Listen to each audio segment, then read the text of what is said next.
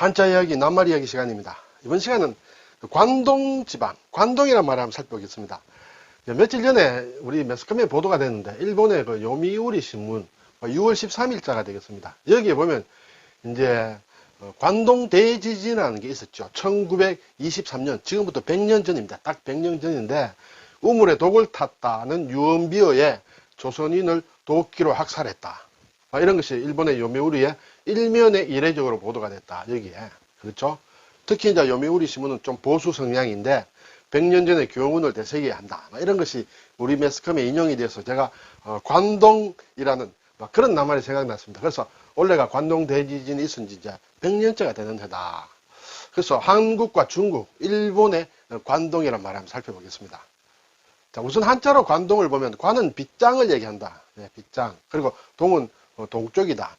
어떤 빗장을 쳐놓은 그곳에 동쪽을 얘기한다. 이렇게 볼 수 있겠죠. 그러면 여기에 관이 이제 정확하게 무엇을 뜻하는가는 뒤에서 다시 보도록 하겠습니다. 빗장이라는 것은 문을 걸어 잠그는 빗장입니다. 그래서 문자가 있죠. 그리고 여기 시를 꿰일 관이다. 위에 이제 시를 뜻하는 글자가 있습니다. 그렇죠. 그래서 보면 이 시를 뜻한다. 작을 유자다.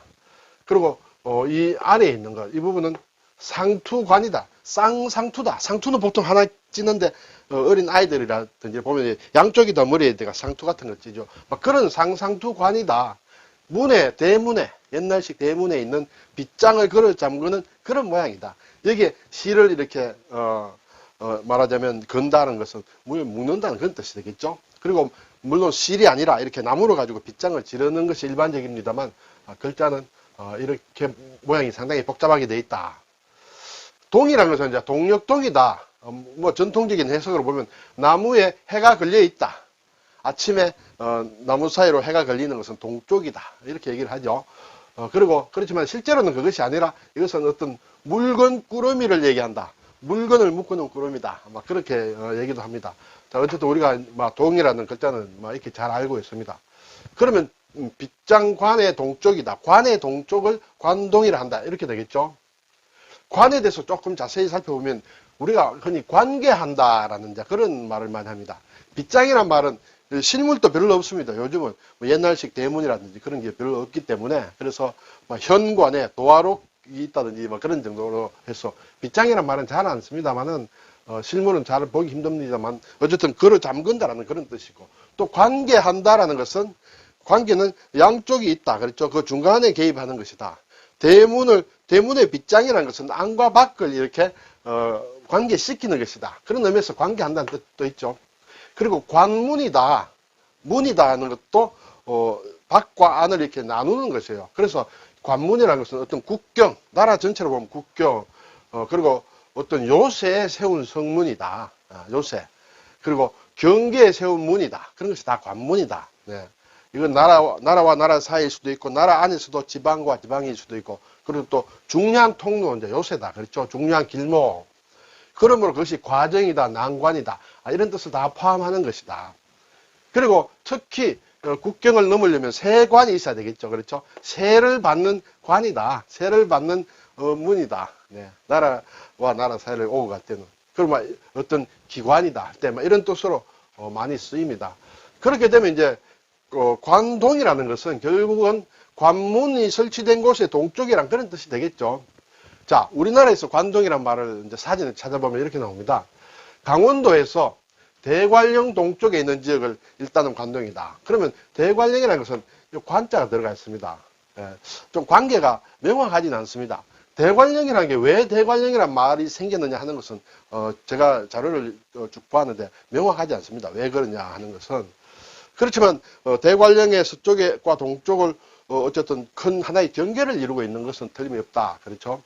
그리고 넓게 보면 천령관이라는 게 있었다. 천령관. 천령관의 동쪽 지역이다. 천령관이라는 것은 지금 지도를 보면 이렇게 되어 있습니다. 이쪽이 천령이다. 네. 그래서 천령 쪽에 동쪽에 있는 곳이 이제 관동이라는 것이죠. 천령관. 천령에 이제 관을 설치했는데 그 천령관의 북쪽이 관북이다. 천령관의 서쪽이 관서지방이다. 이렇게 되겠죠. 그래서 천령관의 동쪽 지역을 넓게 보아서 관동이라 한다. 즉 강원도 전체를 뜻한다. 그리고 또 좁게 보면 여기에 나와 있듯이 대관령 동쪽이다. 영동이다. 그렇죠. 영동. 영은 이제 대관령의 영이다. 영동이다. 그렇죠. 그래서 좁게 볼 때는 대관령 동쪽 지방인데 강원도를 영서와 영동으로 나눌 때 영동 지방을 또 관동이라고도 한다. 이렇게 되겠습니다. 그래서 여기에 우리나라의 관동이란 말은 천령이라는 곳과 천령관의 관과 대관령의 관이 좀 미묘하게 섞여서 이렇게 얘기되고 있다. 이렇게 볼 수 있습니다. 그래서 크게 볼 때는 강원도 전체, 좀 좁게 볼 때는 대관령을 기준으로 해서 나눈다. 이렇게 되겠습니다. 자, 천령이라는 것이 앞에 봤습니다만 지금은 북한의 강원도 해안군과 고산군 사이에 있는 고개다. 지금은 북한 지역에 있다. 이렇게 되죠.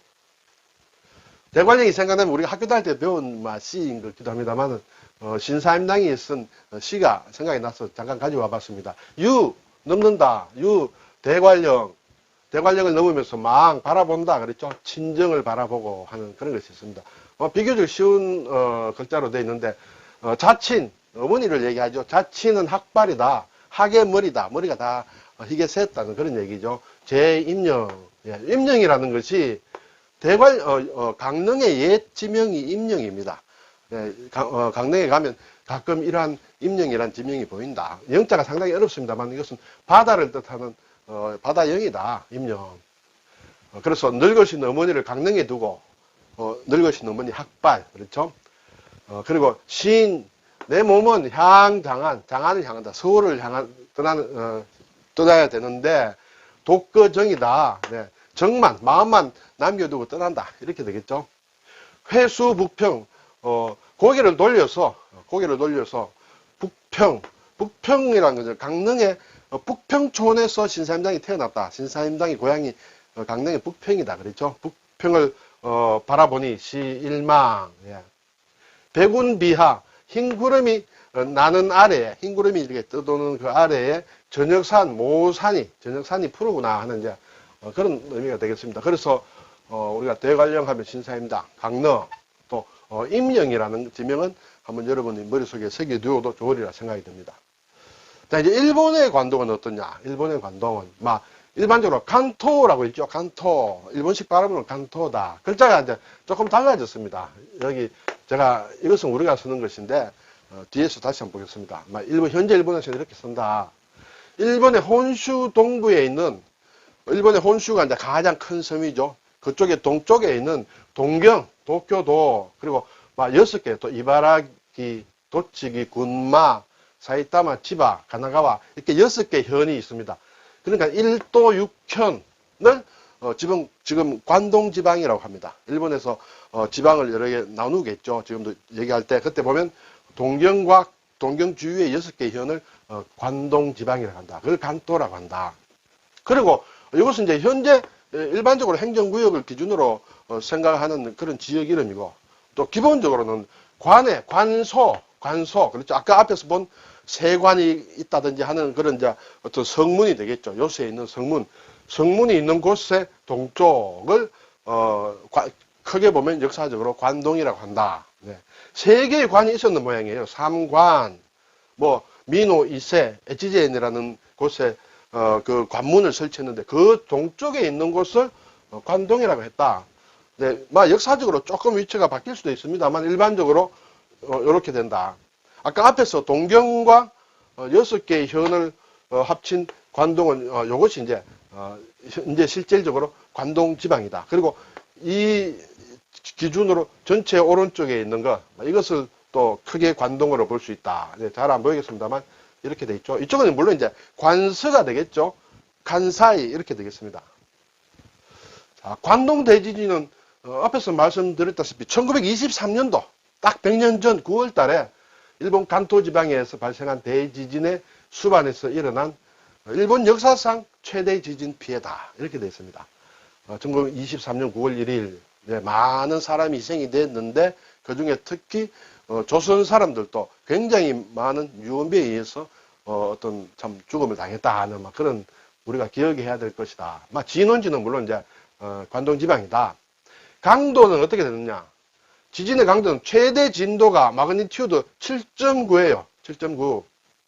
우리가 최근에 큰 지진으로 알고 있는 요즘 뭐 후쿠시마 오염수로도 관련됩니다만 2016년도 후쿠시마 지진이 있었을 때 보면 마그니튜드 7.4예요. 이거보다 상당히 크다. 이러한 관동 대지진 100년째 되는 해다는 것도 한 번 정도는 기억할 필요가 있겠죠. 중국의 관동, 중국에도 오랜 역사 속에서 관동, 관이라는 게 중국에도 여러 곳에 설치가 돼 있죠. 중국 전체를 보면 뭐 동쪽도 있고 서쪽도 있고 남쪽도 있고 있었을 것입니다. 저는 잘 모르겠습니다만 이 중국에서 관동을 할 때는 산해관, 그렇죠? 특히 근현대에서 관동 지역은 이 산해관의 동쪽이다. 네. 즉 만주 동북 지역을 얘기한다.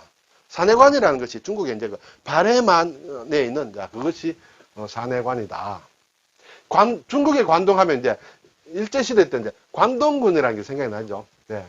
일본 제국 시절에, 일제 시절에 악명을 떨쳤던 관동군의 관동이라는 것은, 이제 여기 관과 마찬가지 관련되죠.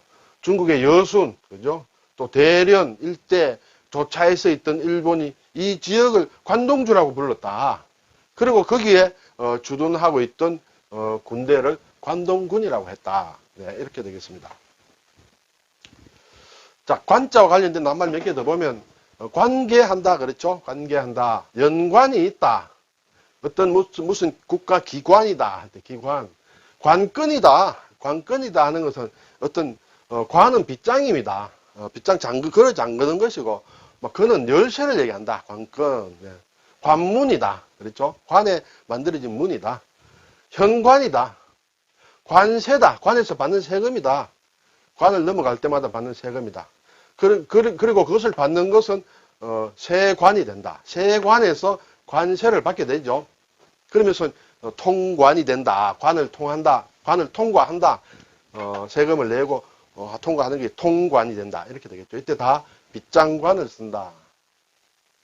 네, 한국, 일본, 중국에서 이 쓰는 글자는 이제 신자체와 또 간체자가 있습니다. 우리는 이제 한자의 정자가 이 관자를 쓴다. 그랬죠. 일본은 신자체로서 요 안이 너무 복잡하다 해서 이렇게 안에 요 바꿨습니다. 요렇게. 그렇죠. 요렇게 바꿔서 쓴다. 네, 관동이다. 중국은 이제 더욱 간단하게 해서 요 안에 있는 것만 남기고 아예 문자를 빼버렸습니다. 네, 이렇게 되죠. 8팔로도 되어 있는데 이렇게도 쓰고 또 이렇게도 쓴다. 같은 것이다. 동자는 또 중국은 또 이렇게 간체자로 됐다. 일본의 동은 우리와 같다. 일반적으로 보면 한국과 일본과 중국의 한자 글자를 보게 되면 우리는 물론 정자고 여기서 조금 간략화 시킨 게 일본 것이다. 모든 글자를 다 간략화 시킨 것은 아니겠죠. 상당히 복잡한 것은 이제 간략화 시킨 것이 신자체다. 거기에서 훨씬 더 간략화 시킨 것이 중국의 간체자다. 이렇게 되죠. 그래서 글자 배우는 순서를 한일 중 이런 순서로 하면 더 쉽다. 좀 그렇죠. 하나씩 없어지기 때문에. 그래서 우리 정자를 일단 기본적으로 잘 배워놓으면 나중에 일본말을 할 때나 또 중국어를 배울 때 상당히 기반이 된다. 이런 말씀 다시 한번 드리겠습니다. 네, 오늘 관동 대지진 100년 되는 해라는 어떤 기사를 보고 제가 관동이라는 것을 한중일 세 나라의 관동을 한번 살펴보았습니다. 감사합니다.